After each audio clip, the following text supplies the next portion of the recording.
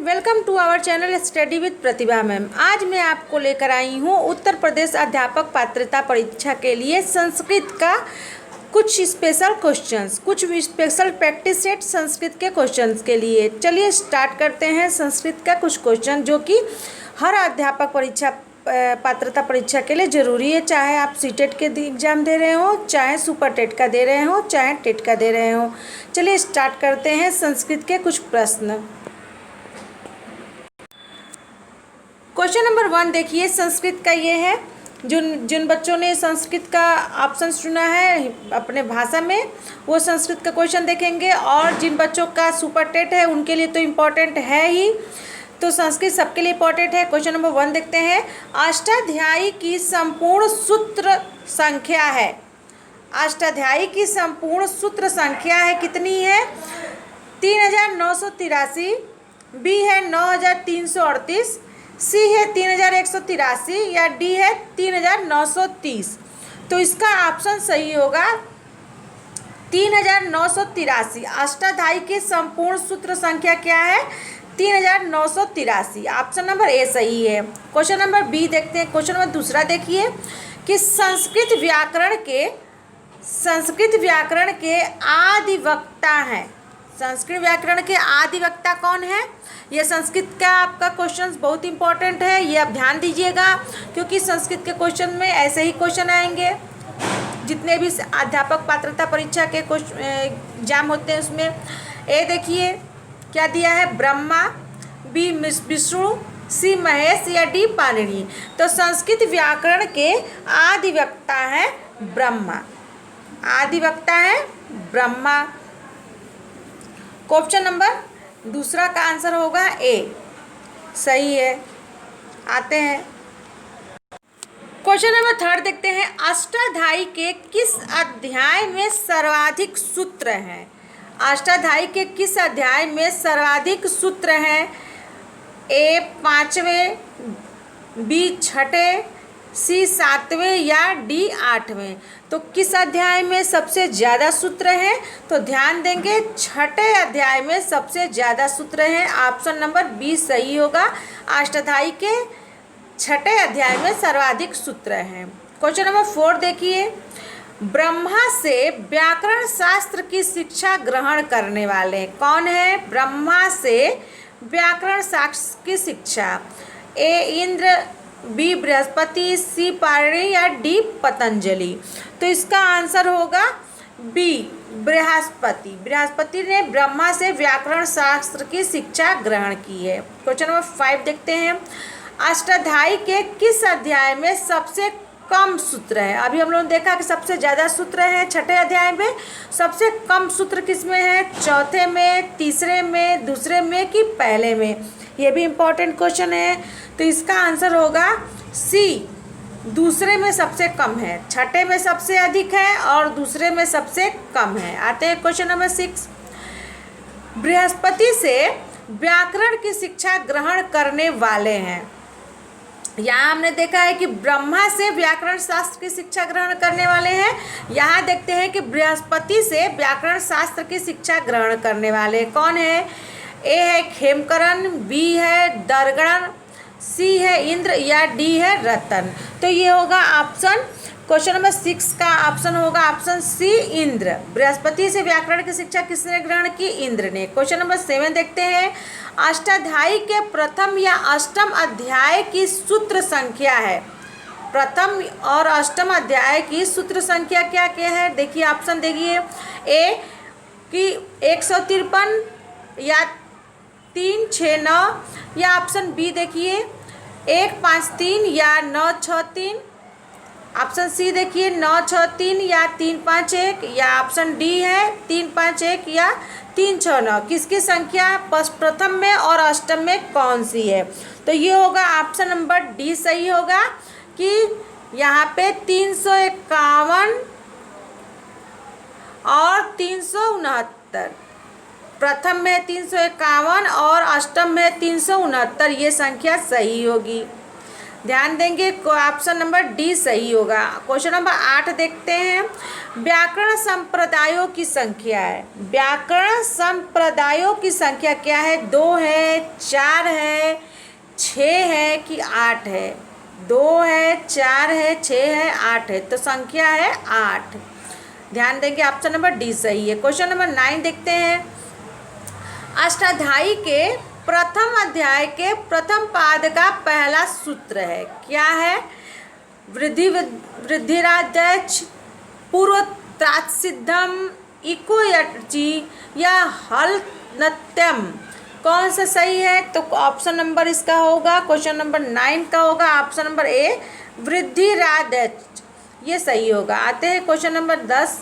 वर्तमान समय में संस्कृत व्याकरण का प्रतिनिधि ग्रंथ है, कौन ग्रंथ है? अष्टाध्यायी है कि लघु सिद्धांत कौमुदी है कि सिद्धांत कौमुदी है कि चांद्र व्याकरण है?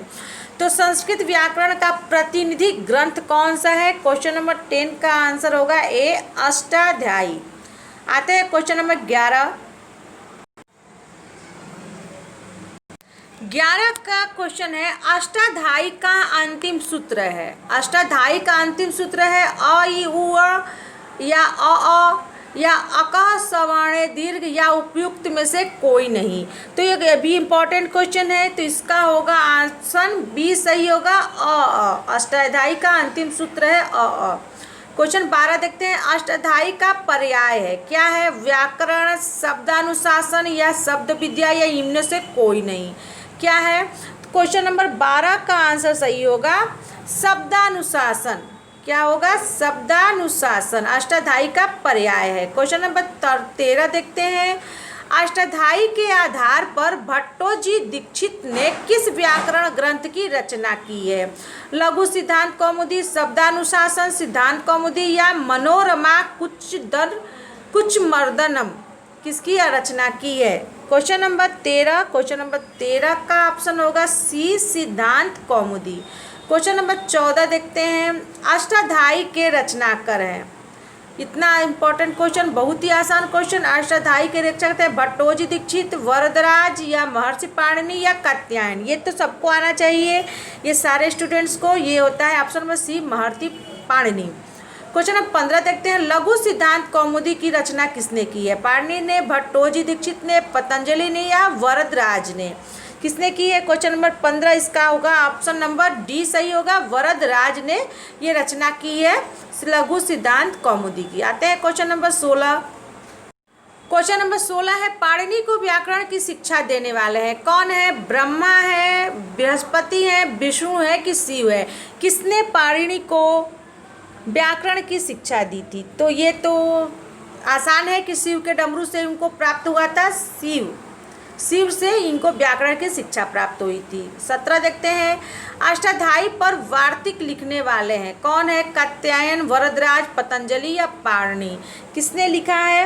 तो अष्टाध्यायी पर वार्तिक लिखा है कात्यायन ने, ऑप्शन नंबर ए सही होगा, कात्यायन ने। किसने लिखा है? कात्यायन ने। आते हैं क्वेश्चन नंबर 18। व्याकरण सम्मत शिव प्रदत्त मूल सूत्रों की संख्या है। व्याकरण सम्मत शिव प्रदत्त मूल सूत्रों की संख्या क्या है? 14, 10, 7, 5। कितनी संख्या है? एकदम आसान क्वेश्चन है। Question option number A 14। Shiv द्वारा प्रदत्त मतलब शिव द्वारा मूल सूत्रों की संख्या है 14। क्वेश्चन नंबर 19 देखते हैं कि व्याकरण महाभाष्य के प्रणेता है। व्याकरण महाभाष्य के प्रणेता कौन है? क्षेमेंद्र है, पतंजलि है, कात्यायन है या भर्तृहरि है? कौन है? तो ये होगा ऑप्शन नंबर बी, पतंजलि है व्याकरण महाभाष्य के प्रणेता। क्वेश्चन नंबर 20 देखते हैं। महेश्वर सूत्र से बनने वाले मुख्य प्रत्याहार है, कितने हैं? 21 हैं, 42 हैं, 24 है कि 22 हैं? कितने हैं? तो ऑप्शन नंबर इसमें सही होगा क्वेश्चन नंबर 20 का कि बी, 42 है प्रत्याहार।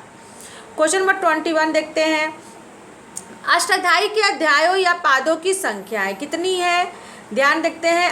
अष्टाध्याय के 8 अध्याय है, 24 पाद है, या 8 अध्याय है, 16 पाद है, 8 अध्याय है, 24 पाद, 34 पाद है, 32 पाद है, सॉरी, और 4 अध्याय है, 32 पाद हैं। कितना है? तो ये होगा ऑप्शन नंबर सी, 8 अध्याय है और 32 इसमें पादों की संख्या है। क्वेश्चन नंबर 22 देखते हैं। अष्टाध्यायी के प्रत्येक अध्याय में पादों की संख्या, प्रत्येक अध्याय में, यहाँ पूछा है कि संपूर्ण अध्याय में पादों की संख्या है 32 और यहाँ प्रत्येक अध्याय में पूछा जा रहा है। तो आते हैं क्वेश्चन, ऑप्शन नंबर देखते हैं, ए 2, बी का 6, सी का 8 और डी का 4। तो कितनी संख्या है? कितनी संख्या है? संख्या है 4। ऑप्शन नंबर डी सही है कि प्रत्येक अध्याय में पादों की संख्या 4 है। क्वेश्चन नंबर 23 देखते हैं। 23 धातुओं से संबंध लकारों की संख्या है।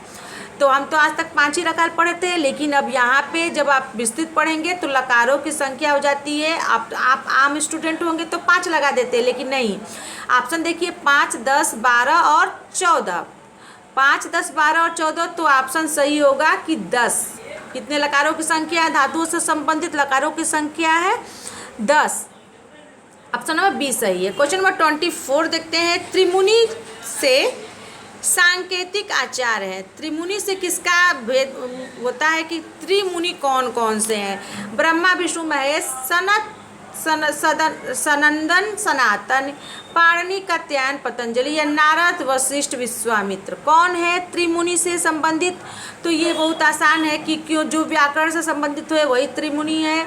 तो व्याकरण पाणिनि, कात्यायन और पतंजलि। 25 देखते हैं। वह लकार दो जो केवल वेद में पाया जाता है। कौन सा लकार है जो केवल वेद में पाया जाता है? ऑप्शन देखते हैं। लोट लकार, लिट लकार, लेट लकार या लुंड लकार। कौन सा लकार है? तो ये होता है ऑप्शन नंबर सी, लेट लकार, जो कि वेद में पाया जाता है।